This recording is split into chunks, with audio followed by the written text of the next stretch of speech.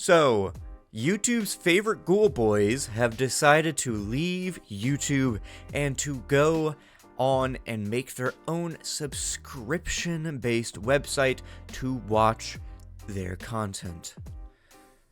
For those of you that don't know, Watcher was a very, and is a very, very popular channel on YouTube. They make one of the most popular ghost hunting series out there. Most of the time, it doesn't feel faked, like, at all. It doesn't feel faked. Obviously, there's production behind it and everything like that, but it just feels like two dudes going and trying to find ghosts, and oftentimes just getting freaked out by being there or finding nothing. And people love that. It was originally on BuzzFeed.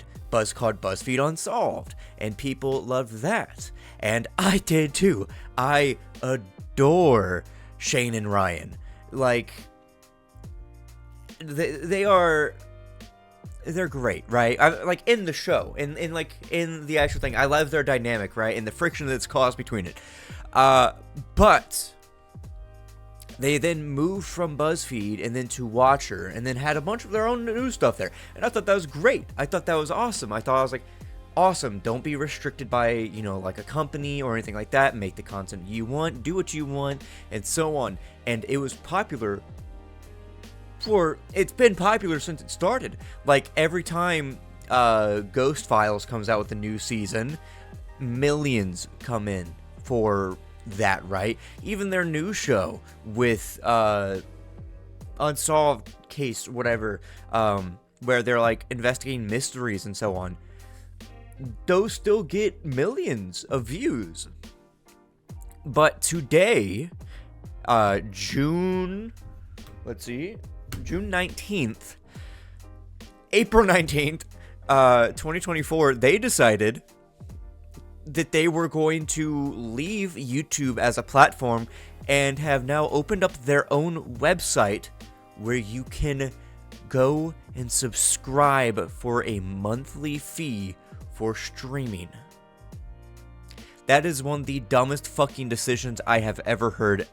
Point blank, period. I am not going to sugarcoat it. That is a stupid idea. That is horrible. People come to YouTube because it's free content. It is not paid or so on. And the thing that's great about YouTube is that you don't have to rely on people subscribing to you for a fee to get money. Your views and the using of the platform itself generates revenue that is then given to you. It is a very equal exchange. You pull out something, people enjoy it, they watch it, and therefore you get paid. But now, moving to a platform of needing people to subscribe to for a fee, when most people are just going to go there to watch one or two shows anyway, one of the shows that is only on 6 times out of the year, and then the other one is and the other 6 because it's kind of seasonal, right? Is stupid. It really, really is. Like, I am not against people getting that bag, right? But do it smartly and don't do it scummy.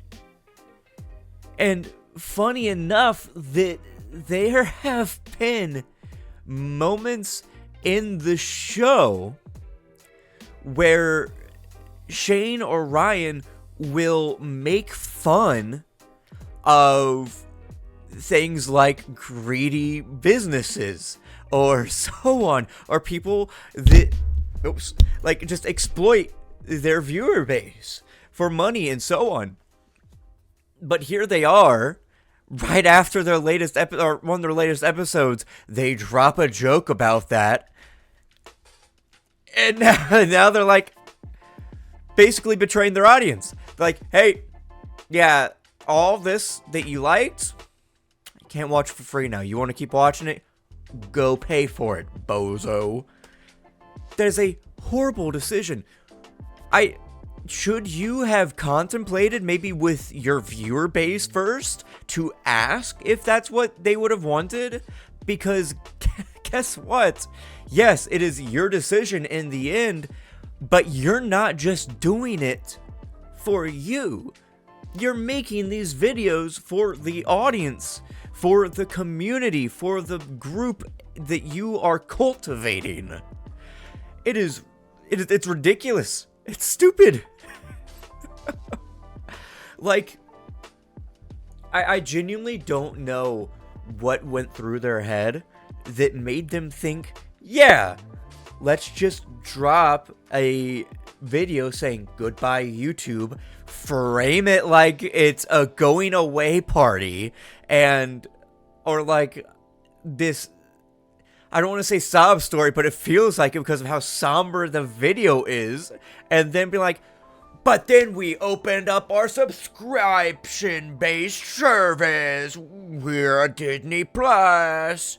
Horrible. $5 a month for 12 shows. Unless that money is going to the workers that work for you to give them amazing livable wages. What the fuck? What the fuck's the point? Shane and Ryan both drive Teslas. I mean, like, for people that sound like they're so in the know, right?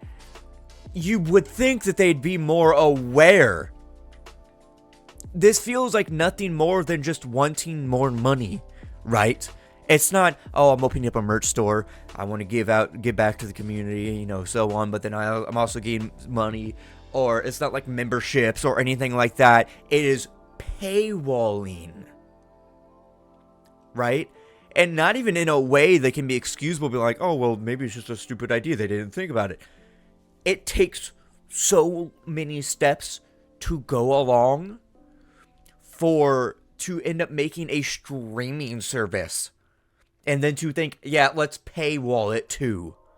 Whenever I first clicked on the video, I was like, oh, they're going to move on to their own website. That's pretty cool, That means that, they can just upload and, just have, like, a very solid viewer base. And then I saw that there was a price tag behind it. On 2 of their most popular shows. What the fuck? That is crazy. I'm a big fan of the Ghoul Boys. Whenever they would upload on BuzzFeed, I would go and watch it. Or, but fuck BuzzFeed. And then whenever they introduced Watcher, I was like, you know what? I'm subscribed from BuzzFeed Unsolved. Subscribe to Watcher. Click the bell for notifications. And I was one of the first few thousand that always came in there. Whenever I got the notification, I would watch it, I would have fun, and they were getting longer and longer and longer episodes. And they say that the reason why they're doing this is to achieve TV quality production. As if modern TV shows aren't fucking poorly produced with shoestring budgets just to fill a quota for a company and fill airtime, right? All the brand new on Fox or FX original, like FXs are usually good, but any modern show are usually just fucking like propaganda bullshit or NCSI or Grey's Anatomy or soaps or serials, right? So it's why did you look at modern TV and go, yes, I want TV quality, not something like, oh, I want higher production quality or so on, despite the fact even then the production quality is still great. They have an entire fucking set, they have an entire cast and crew, they have editors that are doing voiceover, they have like CG moments and stuff on screen of blueprint layouts, right? And all this other stuff and cutting and so on. If anything, the best course of action would probably be to make the episodes longer and to actually have more stuff happening in them and them exploring. Because I will admit that these last few episodes of Ghost Files just felt like it was an hour and 41 minutes of basically kind of nothing happening. I get it. One of you doesn't believe in ghosts. The other one does. That should give you enough to get anything. Having Shane be fucking Shane and explore shit and fuck around, and then Ryan freaking out over shit of being in an abandoned building thinking that there's ghosts. That's 2 hours of content right there. But no, it's 90% of them just walking and doing nothing, and then one Estes session, one Spirit Box session, and then even like the initial draw of Ghost Files was the fact that they got interviews from people that went there and were talking to them. I don't even see that in newer episodes, and even if it's there, it's not like, doesn't feel substantial as it could have been. I don't know. It's wild. It's crazy that this channel that was like, you know what, we're making it for the fans, ends up becoming everything that they were fighting against in the first place. It is so detached. It is so mind-boggling. It's crazy. It really is. Let me know your thoughts down in the comments. I know probably some of the stuff I said in this might have been wrong, but I'm spitballing it here, so correct me down in the comments. But other than that, thank you for watching. As always, I'll see you guys in the next episode. Click.